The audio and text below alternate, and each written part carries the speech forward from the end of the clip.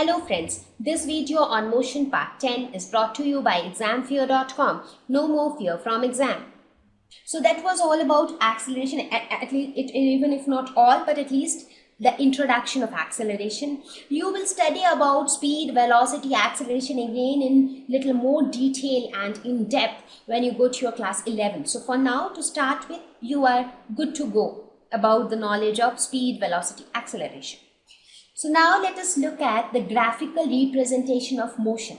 So graphical representation will talk about the graphs which give us a lot of information about the motion of an object.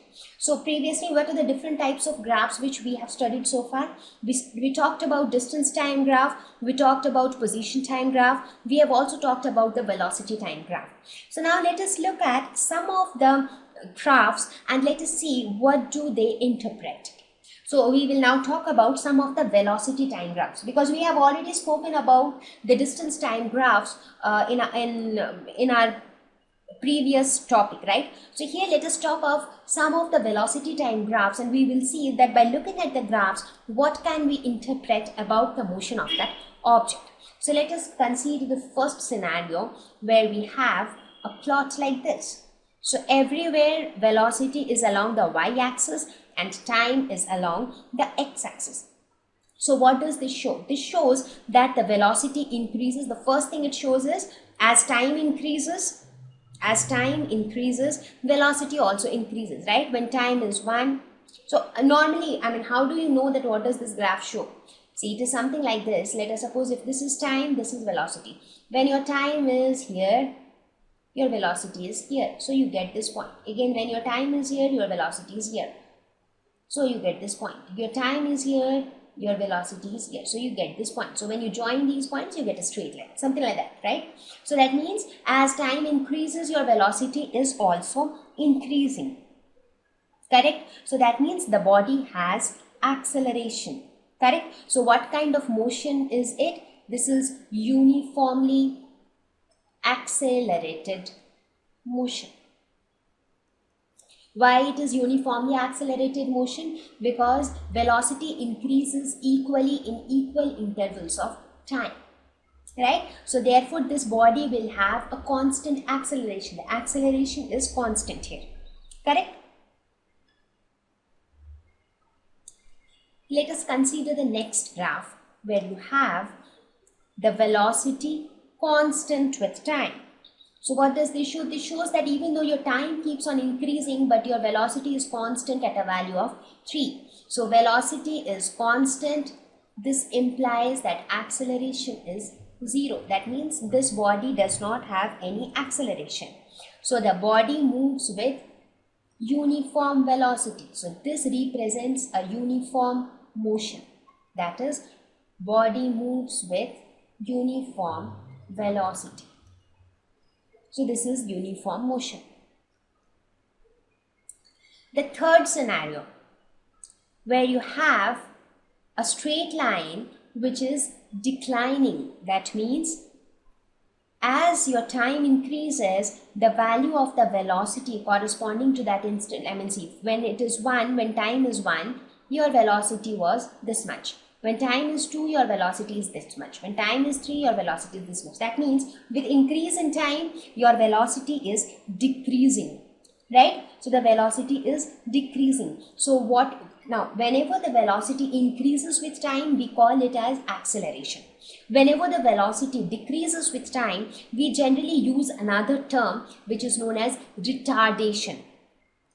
Because as I told, since the term accelerate means to increase, that is why we use acceleration for increase in velocity.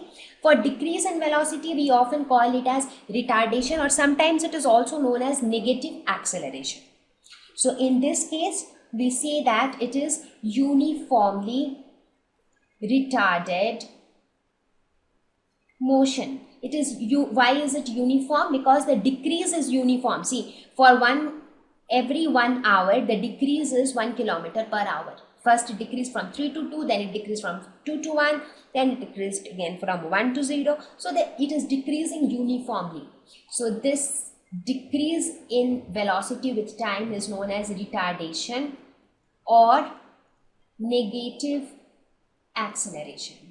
or sometimes in many of the books they also use this term deceleration.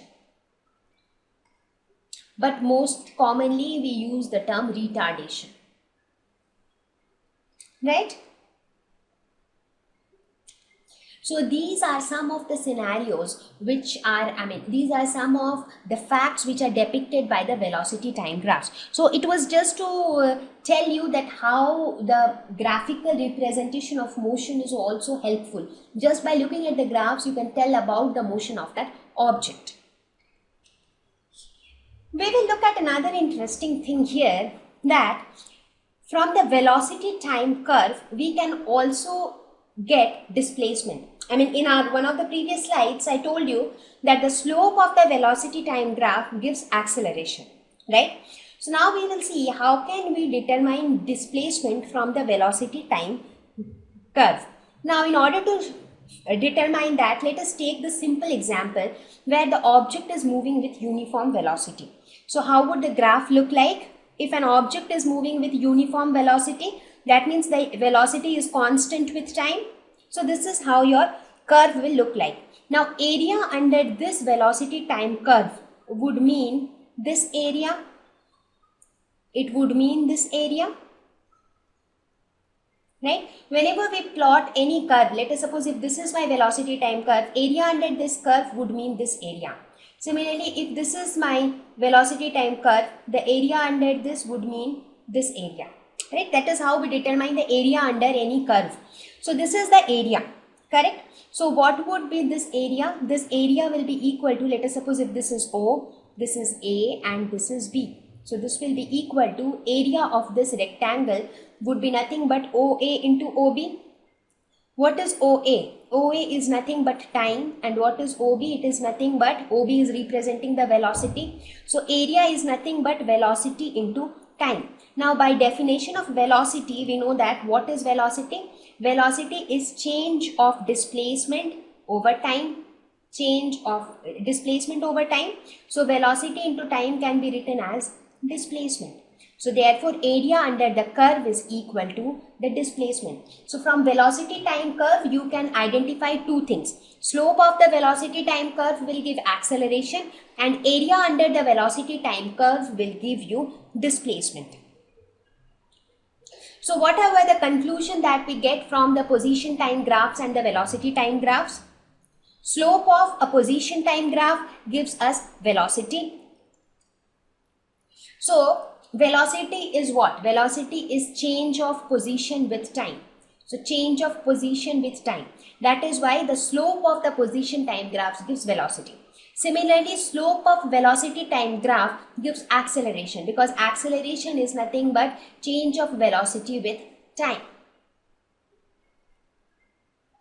Right? Therefore, slope of the velocity time graph gives acceleration. Area under the velocity time graph for uniformly accelerated motion gives displacement. Correct? So these are some of the points which we concluded from our discussion on the graphical representation of motion. So with this we will conclude this section, and it is now time. Thank you. Please visit examfear.com to watch free educational videos, try free online tests, get the best quality study materials, study from the best tutors and mentors, and much more. Thank you once again.